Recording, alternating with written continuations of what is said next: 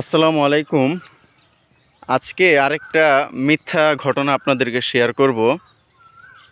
ঘটনাটা হলো যে সাপের পেটে করে নাকি ইবলিস জান্নাতে প্রবেশ করেছে, অতঃপর হাওয়া আলাইহিসসালাতু ওয়াসসালাম এবং আদম আলাইহিসসালাতু ওয়াসসালামকে ধোঁকা দিয়ে জান্নাত থেকে বের করে দিয়েছে।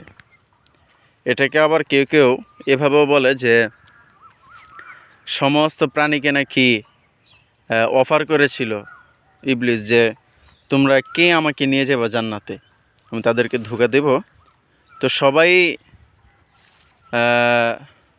তার কথা মানে করে, মানে তার কথায় কেউ একমত হয় না। সে বলে যে না, আমরা যেতে পারবো না, তুমি তোমার কাছে কীভাবে করবা করো। তো তখন সাপ নাকি রাজি হয়। তো সাপের পেটে করেই আসে। আবার কেউ কেউ এটাও বলে থাকে যে সাপ নাকি আগে 4 পা বিশিষ্ট ছিল, যে তো সে যেহেতু এই কাজ করছে এই কারণে আল্লাহ তাআলা তার 4টা পাও অদৃশ্য করে দিছে এবং তাকে অভিশপ্ত করছে। এই যে একটা বানোয়াট ঘটনা, ঠিক আছে? সাপের পাও ছিল, সাপ অভিশপ্ত, হ্যাঁ, আরও কি বলছে।